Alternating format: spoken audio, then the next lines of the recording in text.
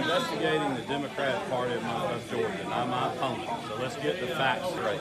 We are handling this just like we do any other cybersecurity incident we get in the Secretary of State's office. When I found out about these possible cyber crimes, I immediately contacted the FBI, Homeland Security, and the Georgia Bureau of Investigation.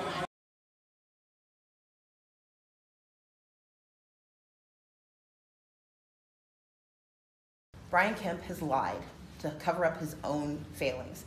And on Friday, he was told that there was a flaw in the system, and instead of taking responsibility and owning up to it, he instead manufactured a hoax. He said that he was being hacked and no one was hacking anyone. It was an email that was sent to cybersecurity professionals to report information that we'd received. But he knew on Friday that this was a problem. He did notify citizens that their information was once again at risk for the third time in Georgia. He did not do the work of making sure that even the other parties were aware of what was happening. Instead, he ignored the warnings. He then made up a lie, and he's now trying to stick to it because he knows that once again he's proven that he is abusing his power as Secretary of State and as a candidate for this office. You don't get to be both referee and umpire and now judge and jury. That's not right in Georgia. This is the flaw in the cybersecurity of our voter page. I do not believe anything has happened, but the vulnerability is real. The vulnerability was reported to the Secretary of State on Friday. It was reported to the FBI on Friday. He did nothing. He did not notify the public. He did not take action. Instead, what he did was wait until he got caught, and on Sunday manufactured a distraction so that he wouldn't be held accountable for his consistent failure to do his job.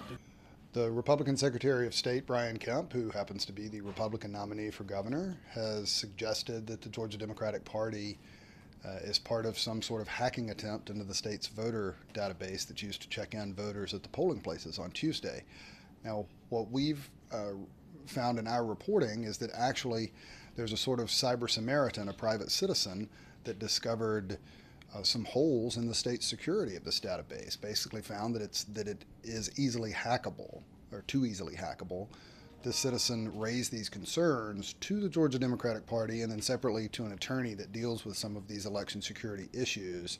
And that snowballed into the FBI being alerted, and all of this played out behind the scenes. And what Brian Kemp did was just come out ahead of all of this on Sunday with this accusation and announcement that he was investigating the Georgia Democratic Party. So that's sort of framed this story. Well, it's extremely unusual and highlights an ongoing part of this campaign, which has been Democrats and voting rights activists arguing that Kemp should have stepped aside as Secretary of State while he ran for governor, certainly once we got to the general election and he was the nominee, because it raises questions now. We have an environment where one side of the aisle is accusing Kemp of nefariously using his current position. Kemp has countered that it's voting rights activists and these groups out there that are trying to illegally register non-citizens to vote and other claims like that. So it's created an environment where whatever happens tomorrow, and particularly if it's very, very close, there very well may be large numbers of citizens on one side or the other that question the result.